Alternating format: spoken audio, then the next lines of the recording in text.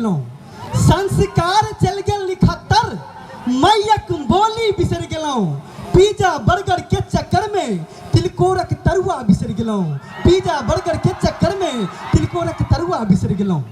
हेयौ कहब जे एक दिन एनाहिते 4 गो इंजीनियर साहब गंदुआर घाट टपैत रहे, ओतऽ जाके मलाह के कहलके, नाव वाला के कहलके मुझे ये नदी पार कर दोगे?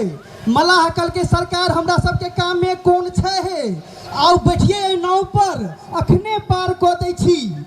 चारू इंजीनियर साहब बैठले नाव में, नाव पर विदा भेलै जलधारा प्रवाह में। तखने एक इंजीनियर साहब पूछे छे, अरे ओ मलाह तुमको अंग्रेजी आता है? कल के सरकार बाप जिंदगी में कहियो स्कूल के आँख नहीं देखलिए है, हमरा अंग्रेजी कहाँ से आता है?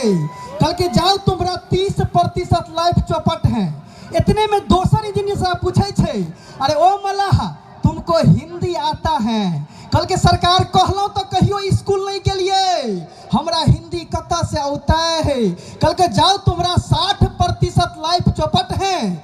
इतने में नाव पहुंच गए बीच जलधारा प्रवाह में, आ कमला मई में अते जुआर एले कि नाव डूबा लगले। मलाह पूछल के सरकार अपने सबके हेला अबैया? कल के से तो नहीं सिखलिए है। कल के जाओ अहाँ के 100% लाइफ चौपटिया। ओ क्या कहलो जे अपना संस्कृति के, संस्कार के, अपना मिथिला धाम के, अपना बोली के, अपना भाषा के सदखन याद रखी। आओ एक सुंदर सन हिंदी कविता बीच में सुनबी, तत्पश्चात आगू बढ़ब। कि मेरे गांव की एक खटारा बस 4 घंटे में केवल 4 किलोमीटर चली, मैंने कारण पूछा तो कहा दुर्घटना से देर भली। 4 घंटा देरी से आई राज परिवहन की बस, भीड़ से थी ठसाठस। ड्राइवर खड़े होके गाड़ी चला रहा था और कंडक्टर छत पे बैठ के टिकट बना रहा था। बिना कांच की खिड़कियां, बिना दरवाजे की बस गजब की जच रही थी, केवल हॉर्न छोड़ के पूरा बस बज रही थी। मैंने देखा कि ड्राइवर के आगे में कोई मीटर बोर्ड नहीं है। मैंने पूछ बैठा ड्राइवर से कि ड्राइवर साहब आपके आगे में कोई मीटर बोर्ड नहीं, आप स्पीड का पता कैसे लगाते हैं? ड्राइवर बोला सिंपल है। मैंने कहा कैसे? कहा जब गाड़ी थोड़ा थोड़ा हिलने लगे तो समझो 20 पे है। मैंने कहा इसके बाद?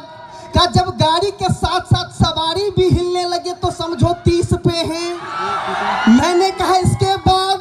कहा जब गाड़ी सवारी के अलावा मैं भी हिलने लगूं तो समझो 40 पे है। मैंने कहा इसके बाद? कहा इसके बाद जानने की कोई जरूरत नहीं है। मैंने कहा क्यों? क्योंकि अगले दिन अखबार में छप जाता है। सामने से आती हुई भैंस को देखकर बस अचानक पिचक गई। अक्सर भैंस पिचकते हैं, बस ही पिचक गई।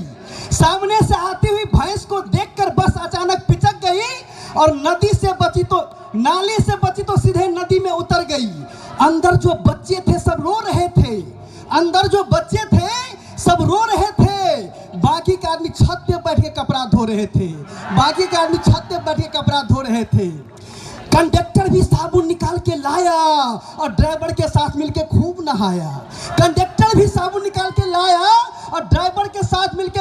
नहाया। एक यात्री पूछे भाई साहब बस को नदी से बाहर कैसे लाएंगे?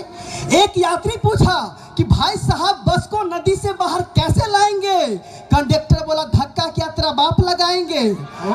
सभी यात्रियों ने मिलकर धक्का लगाया और बस को नदी से बाहर जैसे ही लाया, एक पंजाबी बाबा बोले अरे वो पुत्र ये बता ब्रेक फेल हो जाने पर क्या करता है? ड्राइवर बोला बाबा आप खा बखा क्यों डरता है? आपको यही बात सबसे ज्यादा खल रही है। और ये सरकारी बस पिछले 5 साल से बिना ब्रेक के चल रही है। और अंतिम में कविता का संदेश, यह जनसंख्या इसी तरह बढ़ती रहे तो काठमांडू के भूकंप की तरह यह धरती डोलेगी और आने वाले पीढ़ी के बस के छत पे भी जगह नहीं मिलेगी। आओ दुल्हन और मैथिली में हयो हंसबाक कोनो फीस नहीं है छे, हंसबाक कोनो फीस नहीं है छे, मुदा हंसी लेला के बाद हृदय में कोनो टीस नहीं है छे। हंसबाक कोनो फीस नहीं है छे, मुदा हंसी लेला के बाद हृदय में कोनो टीस नहीं है छे। एना ओ सौभाग्य मात्र मनुष्य के भेटलैया। कहू जे आइ धरि कोनो गधा के हंसे देखलिए या? हाँ, गधा हंसत हुए तो बुझबे एकरा में मनुष्य तत्व जा रहले है, आ जब मनुष्य भक मुंह लटकौने हुए तो बुझबे एकरा में गधत्व जा रहले है। एक हिंदी शायर है, दिलों में खुशी और होठों पे हंसी होती है, दिलों में खुशी और होठों पे हंसी होती है, असल मायने में यही जिंदगी होती है।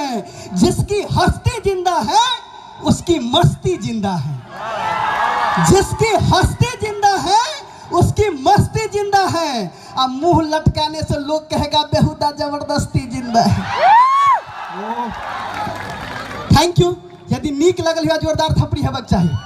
धन्यवाद।